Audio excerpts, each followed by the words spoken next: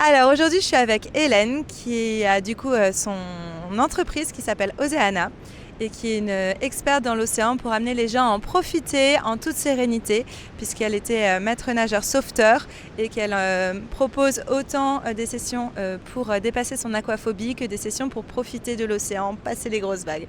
Donc j'avais envie aujourd'hui de l'interviewer pour justement un petit peu comprendre qu'est-ce qui peut faire que des fois on a peur de l'océan, notamment l'océan avec des grosses vagues, ou que l'on a peur de l'eau, qu'on n'ose pas y aller et du coup malheureusement qu'on passe à côté de tous ces bienfaits magiques de l'océan.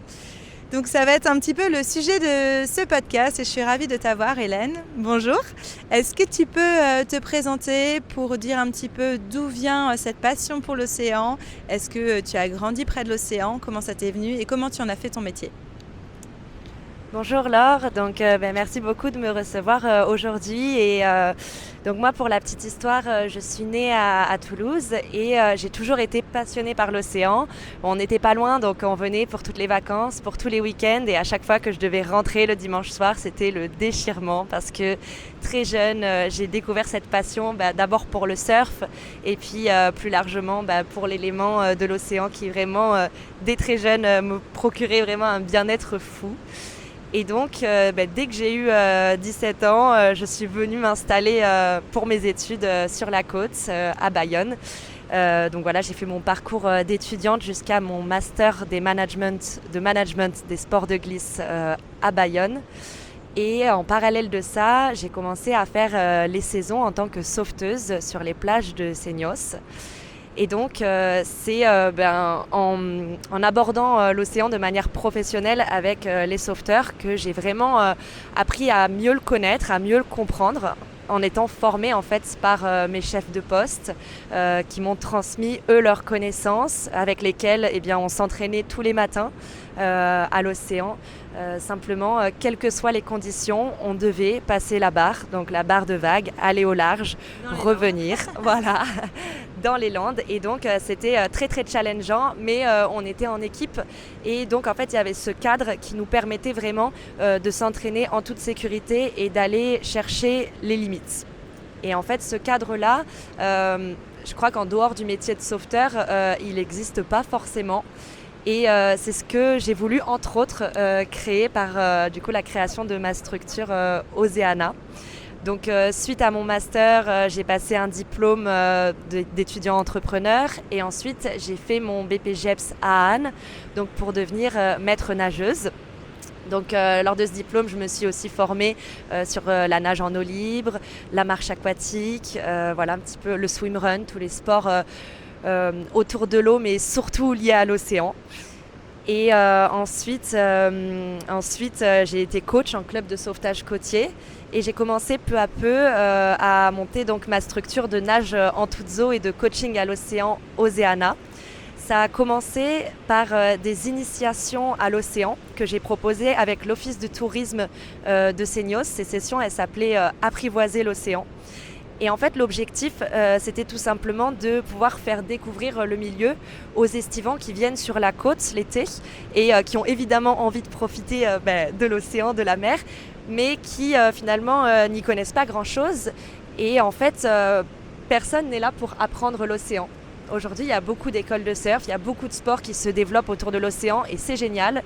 Mais je pense que déjà, à la base, il faut réussir à comprendre l'élément, il faut réussir à se mettre en sécurité sans matériel.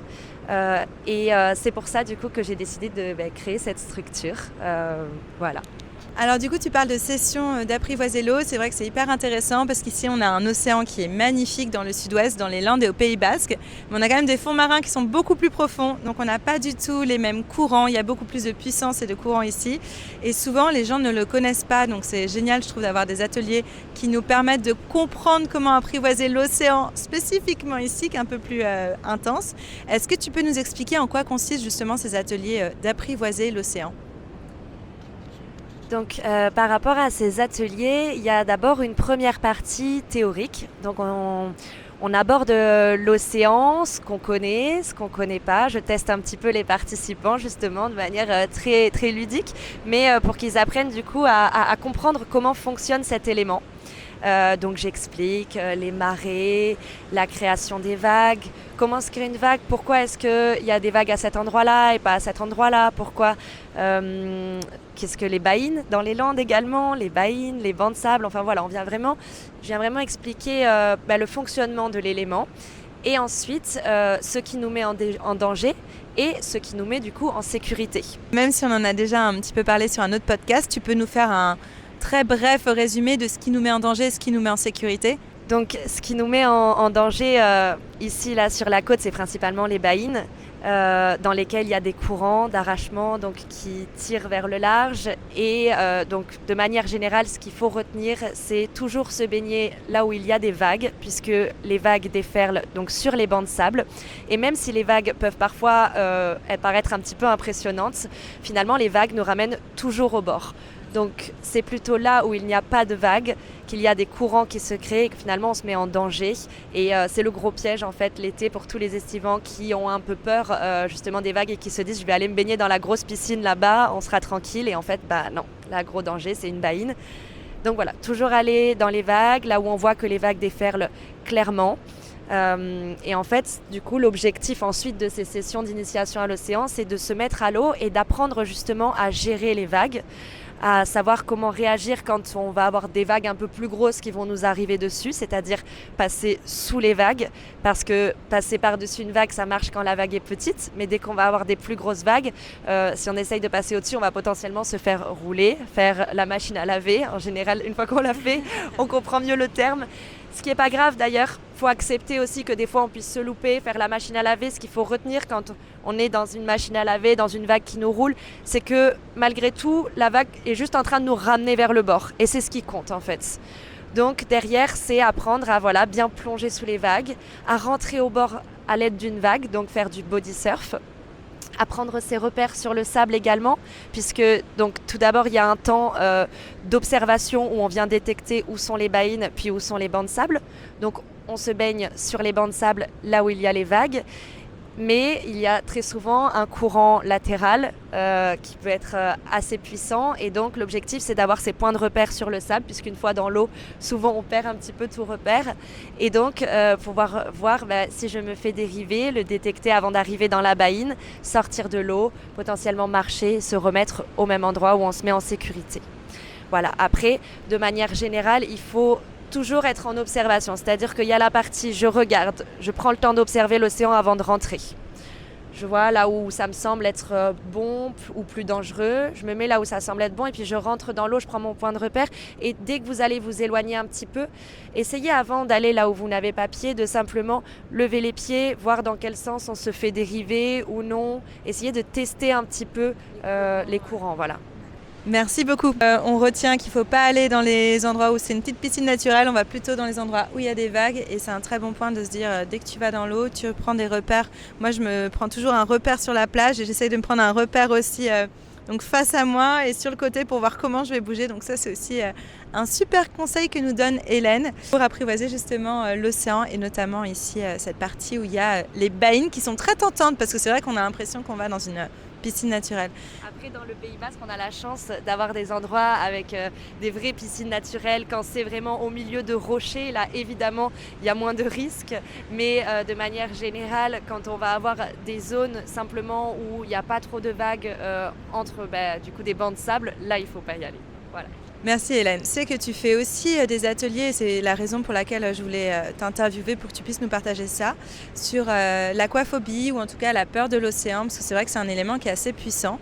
Et moi j'ai souvent des élèves d'ailleurs qui viennent dans mes ocean therapy et qui ont cette peur et cette appréhension dans l'eau et puis finalement elles passent. Mais parce que justement on va dans l'océan, on apprend à l'appréhender. Mais est-ce que tu peux nous dire un petit peu d'où vient cette aquaphobie, comment elle a pu se développer? Est-ce que c'est quand on est jeune? Est-ce que finalement c'est quand on est adulte? Et comment on peut la surmonter? Est-ce que c'est uniquement en allant avec toi dans l'océan ou est-ce qu'il y a un autre processus à faire? Et est-ce qu'on arrive vraiment à la surmonter? Alors, par rapport à l'aquaphobie, il y a plusieurs choses. Il y a l'aquaphobie, la peur de l'eau. et la peur de l'océan, la peur des vagues, la peur des courants. En fait, il peut y avoir plein de peurs différentes liées à l'eau et plein de degrés aussi de peur. Donc on vient les travailler selon le degré. Moi j'oriente la séance et on va soit venir travailler en piscine dans un premier temps, soit dans un lac ou dans la baie de Saint-Jean-de-Luz par exemple, et ensuite aller peu à peu vers l'océan. Sur l'aquaphobie, si on est sur un traumatisme de choc ou un traumatisme de développement, ce sont donc des traumatismes qui sont quand même très puissants autour de l'eau, qui ont souvent... Traumatisme développemental, c'est quand c'est un traumatisme qui a eu lieu pendant l'enfance. Et donc on s'est développé vraiment avec ce traumatisme-là. Et donc en général, c'est bien ancré. Donc voilà, quand il y a un traumatisme qui est très très ancré, je conseille en général d'abord de le travailler en thérapie, avec des thérapies comme par exemple le MDR ou la somatic experience, où on va venir vraiment renégocier le traumatisme. Et une fois que les personnes sont prêtes, ils viennent. En général, quand les personnes me contactent de toute manière pour venir travailler sur leurs peurs liées à l'eau ou à l'océan, c'est qu'il y a déjà un petit chemin qui a été parcouru et qu'ils sont prêts. Ce qui est important, c'est simplement d'y aller vraiment étape par étape.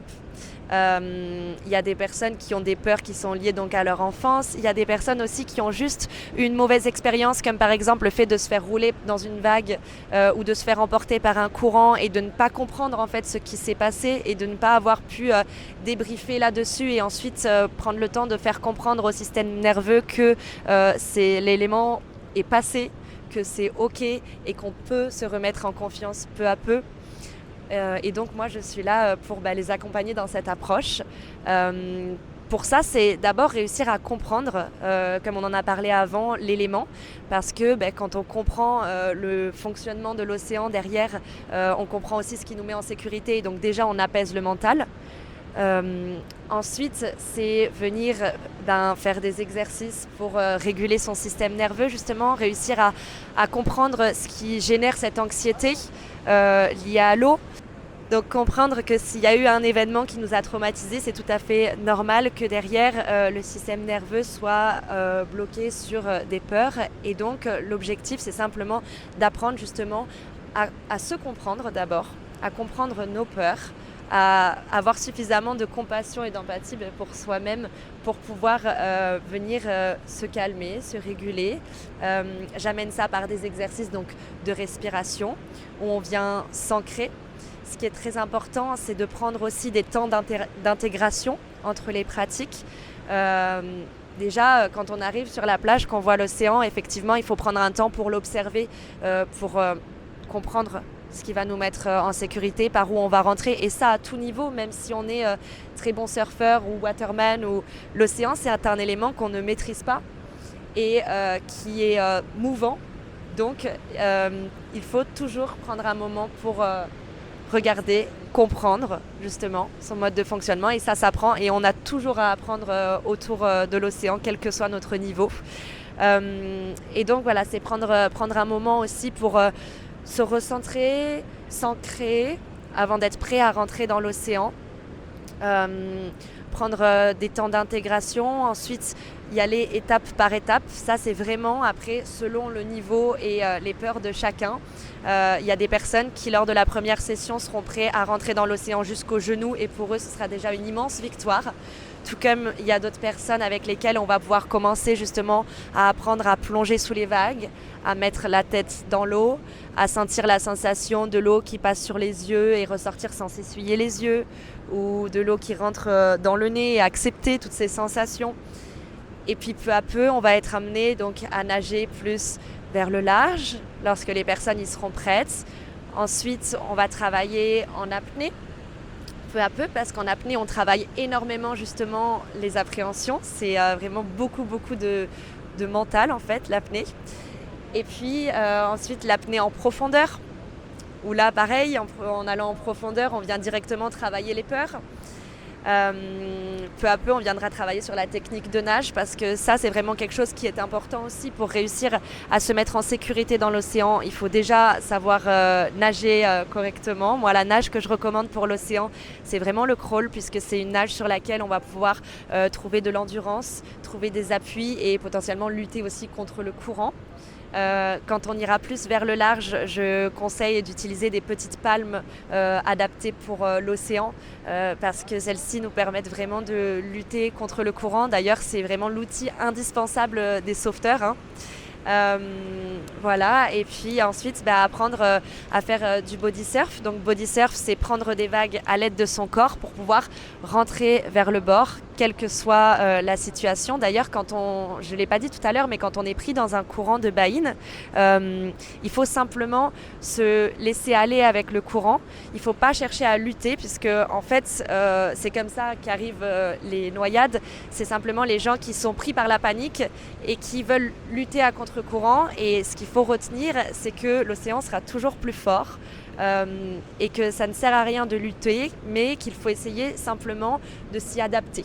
Donc on est pris dans un courant, que ce soit un courant de baïne qui va nous mener vers le large ou simplement un courant latéral. C'est juste chercher à comprendre vers où nous emmène le courant et ensuite nager peut-être avec le courant pour rencontrer ensuite un banc de sable, puisque ici, la topographie, c'est sans cesse une succession de baïnes, banc de sable, baïnes, banc de sable. Et donc, lorsqu'on se retrouvera sur le banc de sable, peut-être au large, si le courant nous tire un peu vers le large, il faudra réussir à prendre une vague pour rentrer au bord. Voilà, donc on travaille également ça. C'est hyper intéressant quand tu justement vas travailler sur l'aquaphobie. Si je comprends bien, tu conseilles vraiment d'aller voir d'abord s'il faut le travailler en profondeur, donc peut-être en thérapie. Et après, dans tes ateliers, ça va être vraiment une appréhension dans l'eau petit à petit. Moi, j'aime beaucoup ce côté aussi de se dire je reprends contact avec l'eau. J'ai de l'eau qui coule sur mes yeux et c'est ok, j'ai de l'eau dans mes oreilles, moi je le vois avec mon enfant, il commence à apprendre ça et c'est ok, dans le nez aussi, et après devenir petit à petit passer sous la vague, ça c'est pas toujours facile pour les gens, donc je trouve que c'est hyper intéressant de ce process, ça donne vraiment envie d'y aller d'ailleurs, de le tester avec toi. Et après, petit à petit, de se laisser porter vers le large et apprendre à faire le body surf. C'est vraiment intéressant en tout cas comme processus et on sent que c'est un processus que tu as vraiment étudié en douceur pour vraiment y aller petit à petit. D'ailleurs, tu parlais même d'avant et c'est vrai que c'est un point hyper important d'arriver face à la nature, face à l'océan et d'abord de l'observer. Moi, j'ai toujours à mes élèves de prendre un peu contact avec lui et un peu de voir comment tu peux y aller. Donc je vous conseille vraiment de tester ces ateliers, on essaiera d'en faire ensemble, ça a l'air trop chouette. Et du coup j'imagine, moi je le vois aussi, moi j'ai plus cette appréhension de l'océan parce que je le connais bien sur cette partie-là. Mais c'est vrai qu'en surf par contre, moi et même des amis, on peut avoir des moments où l'hiver, la houle est plus grosse, elle est plus puissante et c'est assez impressionnant. Et on peut avoir un petit peu cette phobie des grosses vagues. Et tu m'as dit que tu emmenais les gens, les surfeurs, à dépasser un petit peu cette peur de ces grosses vagues, d'apprendre à mieux gérer un petit peu cette puissance, autant des surfeurs de mon petit niveau que des surfeurs un petit peu pro. Est-ce que tu peux expliquer en quoi consistent ces ateliers? Quelle est la différence par rapport aux ateliers de aquaphobie dont tu nous parlais? Donc effectivement, avec Oceana, j'ai plusieurs programmes. J'accompagne les personnes donc à un niveau plus débutant, mais je propose également vraiment de l'entraînement à l'océan, à un niveau plus expérimenté. Donc il y a plusieurs formules autour de nage en piscine ou de nage à l'océan et autres sports autour de l'océan, mais entre autres, il y a ces sessions justement Océan Connexion où je viens travailler donc avec les surfeurs et les surfeuses, parce qu'en fait j'ai des groupes simplement entre femmes où on vient travailler justement sur l'appréhension de houles un petit peu plus grosses. Il y a beaucoup de surfeuses sur la côte qui, dès qu'il y a un petit peu trop de conditions, se sentent plus forcément à l'aise dans l'eau avec leurs planches, se sentent plus forcément à l'aise d'y aller toutes seules. Et du coup, l'objectif, c'est vraiment de créer des ateliers pour travailler sur l'appréhension de conditions un petit peu plus grosses. Et puis, il y a également l'océan qui change l'hiver, qui est plus puissant, plus challengeant. On a des grosses houles qui arrivent l'hiver. Et il y a également des surfeurs, donc à un niveau vraiment plus expérimenté, qui veulent se mettre au surf de gros, ou du moins à aller surfer des plus grosses houles. Déjà, quand on parle de houles au-delà de 2 mètres, je pense qu'il faut y être quand même préparé pour gérer son appréhension dans ces situations-là. Et puis moi aussi, personnellement, de mon expérience de surfeuse, je me suis rendu compte autour de moi qu'il y a énormément de très bons surfeurs qui sont en fait très mauvais nageurs. Et il faut aussi être prêt à rentrer au bord sans sa planche, puisque quand on est dans des grosses houles, le leash de la planche peut casser, on peut être au large, il faut être capable de gérer son appréhension à ce moment-là, de rentrer jusqu'à la plage. Donc pour ça, c'est déjà de travailler sa nage comme on en a parlé avant.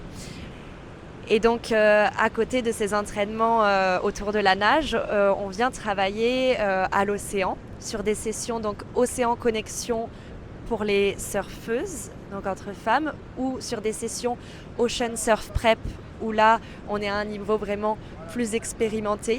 Et donc lors de ces sessions, on vient travailler sur du passage de barre avec donc des palmes adaptées à l'océan, encore une fois des petites palmes. Et là, on vient venir se challenger donc dans des conditions vraiment plus intenses, venir s'entraîner à passer la barre en petits groupes pour évidemment se mettre en sécurité, toujours dans le but de reconstruire justement ce groupe grâce auquel on va se challenger, un petit peu comme j'avais connu lors de mes saisons sur les plages. On va se mettre en binôme et toujours en fait se checker, donc faire attention à ses collègues, ça c'est aussi très important à l'océan. Et puis s'entraîner à faire des canards plus profonds pour passer sous des grosses vagues, s'entraîner à rester plus longtemps sous les vagues, donc travail d'apnée également, s'entraîner derrière à faire du body surf dans du gros.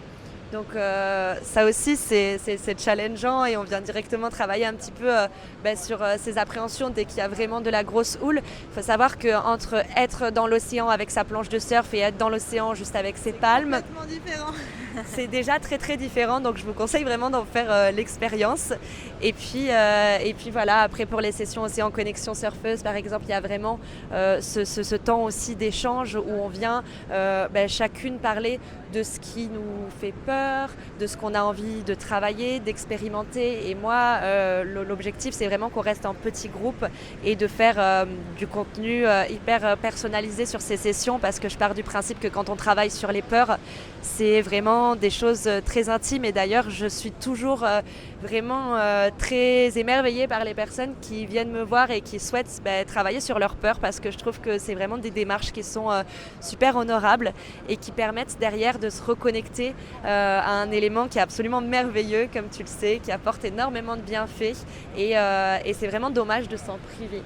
En dehors de ces sessions, on est dans l'océan pour apprendre à se dépasser, aller dans des plus grosses conditions avec des plus grosses vagues. Est-ce que tu as aussi un petit peu ces entraînements de dépassement de soi en surf dans l'océan pour apprendre à améliorer sa technique de nage, son apnée, mais plutôt dans une eau calme, en piscine ? Oui, exactement. Alors, je propose des sessions en piscine régulières. Alors, il y a des sessions où on va venir travailler vraiment la technique de nage. Et puis, il y a d'autres sessions, les sessions Underwater Swim Training, où là, on vient travailler sur de l'apnée dynamique et spécifique au surf, avec des exercices vraiment spécifiques qui vont nous entraîner à être plus résistants. À être plus résistant niveau cardio, mais beaucoup niveau mental aussi, justement travailler ses appréhensions même en étant dans une eau calme, essayer de développer un petit peu ses facultés aussi d'apnée pour être prêt à derrière tenir mieux en apnée dans l'océan. Et donc je fais ces sessions assez spécifiques en groupe. Je propose également des sessions privées pour travailler sur chacun des thèmes que j'aborde, et pour adultes comme pour enfants d'ailleurs. Merci Hélène, en tout cas ça donne vraiment envie de venir s'entraîner avec toi. Je vais essayer de le faire au moins une fois pour apprendre à passer des plus grosses barres et d'aller dans des vagues un petit peu plus grosses cet hiver. Si on revient un petit peu sur toi, vu que tu as passé beaucoup de temps dans l'océan, et en plus là c'est vraiment l'océan qui est assez agité parce que tu as passé beaucoup de temps dans le sud-ouest, dans cette partie où il est assez puissant, est-ce que tu as un souvenir marquant, un moment qui s'est passé, une expérience incroyable avec l'océan, autant positive que négative, mais qui t'a marqué à jamais ? Alors La première expérience, je dirais, qui a été vraiment marquante pour moi à l'océan, c'était lors de ma première saison de sauveteuse, donc à Seignos. C'était mon premier entraînement en fait, un jour où vraiment les conditions étaient très très grosses. Il y avait une très grosse houle et typiquement c'est le genre de journée où on met le drapeau rouge. Mais voilà, à ces moments-là, les sauveteurs vont quand même s'entraîner parce qu'il faut en toutes conditions être apte à aller effectuer un sauvetage. Voilà, c'était la première fois vraiment où je partais me challenger seule, sans planche, juste avec mes palmes et avec quand même ce cadre de sécurité autour de moi, avec un groupe de sauveteurs où on était en binôme pour se checker, comme je le fais dans mes entraînements, mais où à la fois c'était quand même un petit peu chacun pour soi, puisqu'on était dans de telles conditions qu'il n'y avait pas vraiment de place à la panique à ce moment-là. Il fallait réussir vraiment à gérer son système nerveux et réussir à gérer ses appréhensions. Et c'était vraiment la première fois où je me suis challengée dans des très grosses vagues. Et je me rappelle avoir senti que je touchais la limite, quoi, que je touchais ma limite dans l'océan. Et le fait d'avoir vu la limite, ça m'a permis par la suite de m'entraîner pour pouvoir la repousser. Et puis ça a aussi été un moment très beau et très fort de connexion avec l'océan, parce que déjà, quand l'océan est très houleux, on va dire, c'est là qu'on sent aussi toute sa force et toute sa puissance. Et puis, sous les vagues, je me rappelle d'avoir été vraiment seule avec moi-même et d'avoir dû gérer mon stress dans ce moment-là et de me dire, je vais comme me reconnecter à moi-même et puis je vais aller embrasser mon enfant intérieur et lui dire t'inquiète pas ma petite Hélène, il y a la grande sauveteuse qui est là avec toi et on va plonger ensemble sous cette vague et surtout on va y rester très longtemps parce que si on remonte trop vite, on va se faire chahuter, on va se mettre en danger. Donc c'est réussir à gérer mon émotionnel à ce moment-là pour rester suffisamment longtemps sous la vague pour encaisser la série de plusieurs vagues qui arrivaient. Et je crois que ça a été le déclic et le début d'une très belle histoire avec l'océan. Waouh, ça donne des frissons, j'imagine, cette situation où tu as les grosses vagues qui remontent. Et comme tu dis, c'est intéressant de se dire que dans ces moments-là, il faut prendre le dessus en fait, au niveau de son mental et se parler à soi-même. Je trouve que c'est beau cette phrase que tu es venu parler à ton enfant intérieur avec cette grande sauveteuse qui va t'aider. Et c'est intéressant, du coup aussi, tu as donné un peu une technique dans ces moments-là, un petit peu de panique et de grosses vagues. Bon, j'espère que je ne me retrouverai pas dans d'aussi grosses vagues où tu as été, parce que je n'irai pas drapeau rouge. Mais tu dis du coup que c'est important de vraiment rester sous la vague le plus loin possible, le plus profond, et d'attendre en fait, de ne pas remonter trop vite. Ce qui est en fait un peu l'erreur qu'on a tendance à faire quand on passe sous la vague et après on a vite envie de remonter pour respirer. Là au contraire, toi dans ces moments-là où c'est vraiment une vague très importante, tu conseilles de aller le plus profond et d'attendre. Voilà, et c'est là qu'il y a en fait un énorme travail de gestion de ces appréhensions parce qu'en fait, plus les vagues vont être grosses, plus on va potentiellement avoir du stress, donc le cœur va un petit peu s'emballer et on va avoir envie de faire exit en fait. Quand on va être face à l'énorme mousse, on va se dire j'ai juste envie là d'être sur le sable. Et en fait, dans ces moments-là, on n'a juste pas le choix. Donc c'est juste accepter en fait, justement accepter de monter dans son émotionnel avec la vague et puis de redescendre parce que c'est les vagues de l'océan mais c'est aussi les vagues de la vie. Des fois on doit traverser des choses et après ça va se calmer en fait tout simplement. Et dans ces moments-là, c'est réussir à quand même plonger très profond sous la vague parce que plus la vague est grosse, plus du coup le rouleau qui est en dessous va être important et donc plus il va falloir plonger profond, plonger à l'avance pour pouvoir plonger suffisamment profond aussi, pas au dernier moment avant que la vague nous touche et rester longtemps aussi parce que du coup plus le rouleau est gros, plus il va durer longtemps. Donc si on remonte trop vite, c'est qu'on peut aussi plonger profondément sous la vague mais une fois dessous avoir quand même de l'appréhension et se dire je veux remonter. Et là, on va se reprendre le rouleau. Alors que quand on reste bien sous la vague, quelle que soit la taille de la vague, en fait, quand on plonge vraiment sous le rouleau, on voit que c'est tout calme, quoi. On est vraiment dans le monde des poissons. Et c'est dans ces moments-là qu'il faut réussir complètement à gérer son apnée, gérer son appréhension, venir se concentrer peut-être sur autre chose, sur une image positive. Il y a plein de techniques. On parle de se chanter une chanson, penser à quelqu'un qu'on aime bien, un moment qu'on aime. Il y a ces surfeurs de gros qui parlent aussi de se raconter une petite histoire, faire la recette de gâteau, voilà, tout ça.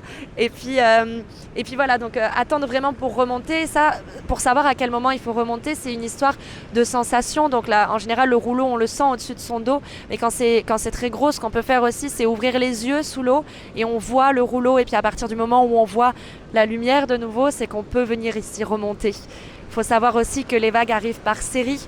Donc quand on est à la zone d'impact, là où les vagues cassent, on peut se prendre vraiment plusieurs vagues sur la figure, mais entre les séries, il y a toujours des moments d'accalmie. Donc c'est accepter que oui, il va falloir plonger sous plusieurs vagues, parce qu'il y a ça aussi. Je plonge sous la première, et puis la deuxième, et puis la troisième, j'y arrive plus, je sens que j'arrive plus à reprendre mon air entre. Non, dans ces moments-là, il faut réussir à se dire, ok, c'est peut-être la dernière ou l'avant-dernière, j'en ai encore quelques-unes, mais derrière, j'aurai le temps de me reposer, ça va aller. Et puis si on se sent vraiment plus près, c'est juste prendre la vague, prendre la grosse mousse et rentrer vers le bord. En dernier recours, il y a toujours cette option de pouvoir faire un body surf, rentrer au bord. Et voilà, après ce qui est important, c'est d'être bien encadré, de savoir que moi je serai toujours là pour avoir un regard bienveillant vers vous, et au moment où vous êtes stressé, je l'ai aussi expérimenté, donc je sais ce que vous traversez et je sais à quel moment un simple regard d'un collègue ou de quelqu'un qui est là du coup pour notre sécurité, puisque moi il faut savoir que je viens à l'eau évidemment avec mon matériel de sauveteuse quand j'encadre des groupes, et des fois un simple regard ça suffit à dire je t'ai vu, t'inquiète, je suis là avec toi, vas-y on va plonger ensemble. S'il y a trop de stress, je peux aussi arriver derrière la personne et la tenir, lui mettre une main dans le dos juste pour qu'elle sache qu'elle n'est pas toute seule, et ça en général ça aide vraiment. Merci, j'ai beaucoup aimé aussi la métaphore que tu as fait avec la vie, de se dire que des fois dans la vie il y a des grosses vagues qui nous arrivent dessus, et en fait c'est tout, c'est comme ça vient par série, et que dans ces moments-là il faut se reconnecter à soi, se dire que ça va aller, ne jamais oublier sa force intérieure et de réussir à reprendre le dessus à reprendre le dessus sur cette peur, et justement traverser en fait justement j'y arrive et reprendre le dessus sur cette peur pour traverser ce moment un petit peu compliqué. C'est un bon conseil justement dans la vie en général, je trouve, que tu nous donnes, Hélène. Moi j'ai une question, je retiens du coup d'aller très loin, profond. Tu parlais, j'aime bien, moi je pense toujours à quelque chose de très positif. J'ai tendance à me refaire mon histoire d'amour jour après jour quand je dois justement gérer mon apnée ou gérer ma peur dans l'océan. Est-ce que tu peux nous dire, toi, à quoi tu penses quand tu es sous l'eau et qu'il y a une énorme vague? Est-ce que c'est la recette au chocolat? Est-ce que c'est une chanson? C'est quoi ta technique? Alors moi en général, le petit scénario que je me fais quand c'est long et que je suis sous une vague, c'est le scénario où je vais surfer en fait. Et donc il faut vraiment que ce soit un scénario qui puisse être long pour tenir tout le temps, pour pouvoir se le raconter à nouveau. Et donc moi je m'imagine arriver sur le parking, ouvrir le coffre de ma voiture, je sors ma planche, je la wax, je mets ma combi jusqu'à arriver sur la plage, mettre le leash, observer l'océan avant d'y aller, rentrer à l'eau, passer la barre, et après je m'imagine en train de surfer, je suis là au large, j'attends la série, je prends la vague. Moi c'est vraiment l'élément dans lequel je me sens bien et qui me fait du bien, donc c'est l'histoire que je me raconte et qui m'apaise le plus en fait. Je m'imagine en train après de surfer la vague, j'ai terminé ma vague et puis je rame de nouveau vers le large. Et voilà, c'est l'histoire que je me raconte, et elle peut être très très longue en plus, donc c'est très pratique. Il faut justement qu'elle soit longue. Tu disais aussi un autre point que c'est important, donc tu disais quand on vient avec toi tu nous checkes, mais je trouve que c'est aussi peut-être un conseil qu'on pourrait donner quand les conditions sont un petit peu costauds, qu'on appréhende, de toujours ne jamais aller dans l'océan seul, que ce soit pour nager, surfer, c'est bien de pouvoir se checker à plusieurs. Est-ce que c'est aussi un conseil que tu donnes? Oui, alors déjà, premier conseil, effectivement, on va jamais dans l'océan seul. En général, il faut toujours y aller en groupe. Il faut toujours y aller équipé aussi. Il y a beaucoup de personnes qui se mettent à la nage en eau libre aujourd'hui. Donc la nage dans l'océan, dans les rivières, dans les lacs, c'est génial. Mais pour ça, il faut quand même un certain matériel. C'est-à-dire que déjà, quand on est à l'océan, qu'il y a des vagues, qu'il peut y avoir du courant, les petites palmes sont vraiment pas de trop. Derrière, avoir une bouée de signalisation pour qu'on nous voit, pour les bateaux. Nous, par exemple, ce qu'on nous apprenait en tant que sauveteur, c'est on va effectuer un sauvetage du moment où on sait qu'on en est capable, où on ne va pas nous aussi se mettre en immense danger. Effectivement, quand on est sauveteur, c'est différent parce qu'on se met toujours un petit peu en danger pour aller sauver les autres, mais on y va du moment où on sent que c'est ok pour nous et qu'on est quand même capable d'y aller. On dit toujours qu'il vaut mieux une victime que deux, donc voilà, c'est vraiment important de se respecter et de respecter aussi l'océan, nos propres limites et ses limites. Merci Hélène. J'ai une dernière question pour les surfeuses ou les surfeurs qui se retrouvent à un moment donné, qui vont dans l'océan et là qui voient, ça nous est tous arrivé, une énorme série arriver. Cette espèce de mur où tu essayes d'arriver vers lui pour le passer mais tu dis c'est trop tard. Qu'est-ce que tu conseilles? Est-ce que tu as un conseil pour justement gérer cette peur au mieux et gérer cette panique? Alors, par rapport à la gestion de la panique dans ces moments-là, quand on se fait un petit peu envahir justement par ces émotions, le premier truc, je dirais, c'est de réussir à se réancrer, à se remettre dans le moment présent. Pour ça, moi, je pense beaucoup à se réorienter. Donc, regarder autour de soi, refaire le point, ok, même si ça peut être très rapide, parce qu'évidemment, il y a la série qui arrive, donc on va pas prendre le moment de faire 10 respirations, mais juste se dire, ok, là, il y a la série qui arrive ici. Je me retourne. Comment je me situe? Il y a la plage ici, tout va bien. La plage est toujours là. Mon point de repère est là. Mes amis sont juste là-bas. Ou si je suis seule, où est-ce que je me situe dans l'océan? Quelles sont mes options? Juste prendre un temps pour tout regarder autour de soi, refaire le point. Et ensuite, prendre une grande respiration et juste se réancrer rapidement, se dire ok, ça va aller, faire le clair en fait dans son esprit pour pouvoir de nouveau être vraiment conscient et se remémorer de tous les conseils qui ont été donnés pour gérer cette grosse série là de vagues qui va arriver et pouvoir gérer au mieux. Pour ça, ça peut être très rapide, ça peut être aussi le contact de ses jambes sur la planche, sa colonne vertébrale qui est droite, réussir à se remettre dans le corps en fait. Et derrière, refaire le fluide dans l'esprit, se dire, ok, là maintenant il y a la série qui arrive, qu'est-ce que je fais?